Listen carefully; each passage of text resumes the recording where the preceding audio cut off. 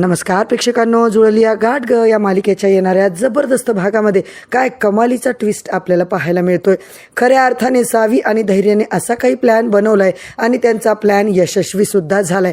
सुधाकर काकांच्या मोबाईलमध्ये दामिनीचे स्वतःची व्हिडिओ बघितल्यानंतर धैर्य पूर्णपणे हादरून जातो। दामिनीने नेमकं काय केलंय हे मात्र तिच्याच तोंडातून ऐकायचं असा धैर्य आता निर्धार करतो। इकडे मात्र धैर्य सावीला जाणून बुजून त्रास देतो, तिच्यावर हात उचलतो, सगळ्यांच्या समोर रागारागाने तिच्यावर आता तंतनत असतो आणि दामिनीला मात्र खरंच वाटतं की खरंच धैर्य आणि सावी आता मात्र कधीच एकत्र येणार नाहीयेत।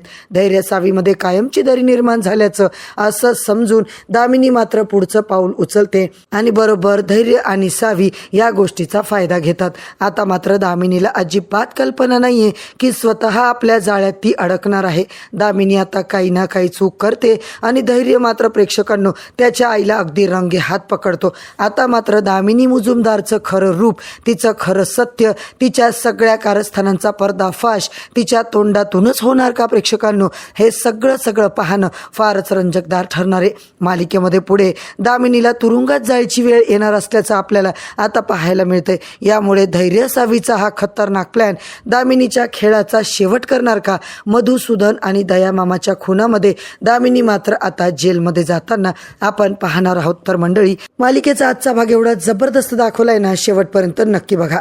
चॅनलवरती नवीन असाल तर चॅनलला सबस्क्राईब करा, व्हिडिओला लाईक करा।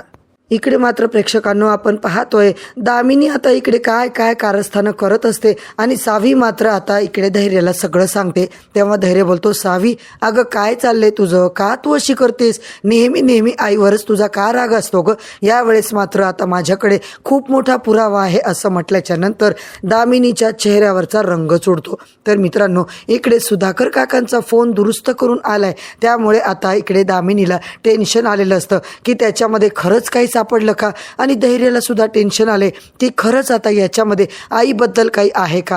इकडे मात्र प्रेक्षकांनो धैर्य सावीची रोमॅन्टिक डेट चालू असते। सगळ्यामध्ये धैर्याने सगळी